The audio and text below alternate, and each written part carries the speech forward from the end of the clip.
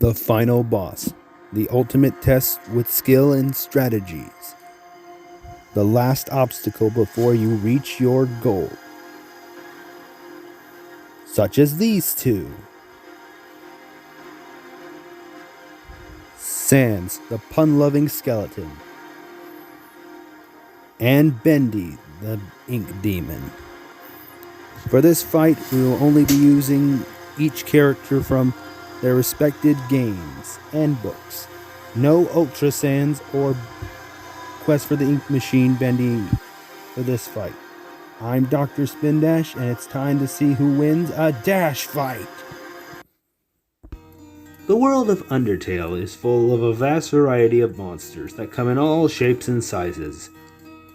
Goat monsters, scary fish lady monsters, and talking flowers.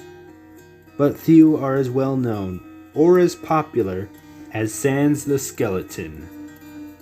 Not much is known about his past, and for the two of you who think Sans doesn't have any fighting experience, well, you obviously have no idea or have never played Undertale, because Sans is a boss. Literally, he is. Sans is a tactical and scientific genius, and is aware of alternate timelines. That's not really explained much. But he's also got plenty of abilities that help him become the most hardest boss in the game. No, seriously. He uses his strongest attack first and seems to always get the first turn. And you guys thought he was just lazy. He can also teleport objects or himself. It's pretty strange, if you ask me. Sans is definitely one of the most mysterious and interesting characters in Undertale. He can summon bones in a variety of shapes and patterns, making it extremely difficult for anyone to dodge them, especially if they're not paying attention, like some kind of noob. Anyway, he's also got blue bones that will hurt the opponent if you walk through them, but will do nothing if you stand perfectly still. And before you ask, get your mind out of the gutter. He's also got Gaster Blasters, a special laser that can also harm the soul of the victim. And as with the bones, they can come in a variety of patterns and sizes. Yeah. But all that pales in comparison to his final 3 attacks. The first being Karmic Retribution, which depending on how many sins someone's done or killed, it will have a massive effect like poison. He also has Telekinesis on the soul, able to fling it around like a rag doll, and considering it is the combination of one's being, it can also hurt the physical body. He also has an ability to lock the opponent in place and keep them there and not being able to fight. Man, he's so cheap, I bet he'd even attack you even if you spared him. Yep, just what I thought.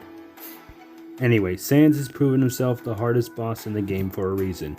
He was able to throw a possessed Frisk around like a rag doll, take shortcuts, aka teleports, keeps his powers secret from everyone in the game, and is suggested to have defeated Chara multiple times, and dodge attacks with ease even with his eyes closed and asleep. However, he's not perfect, like many Undertale characters. The Karmic Retribution doesn't work on people who haven't killed many. He can get tired out easily, and he usually stays out of fights. His stats seem to imply that he's very fragile, and he will sometimes let his guard down. But despite all that, Sans is a hard boss to beat. Anyone who crosses him will be sure to have a bad time. On days like these, kids like you should be burning in hell. Joey Drew Studios, a place where cartoons could be manufactured throughout the US.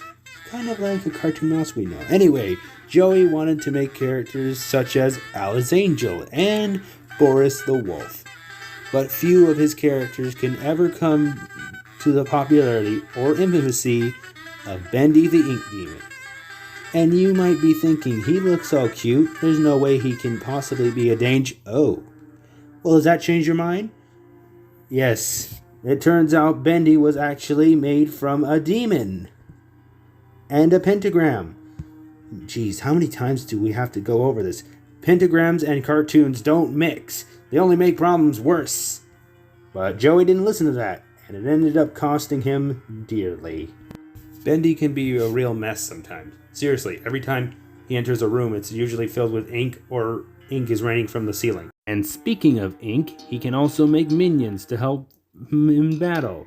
Although they're not very durable, but hey, figures can't be choosers.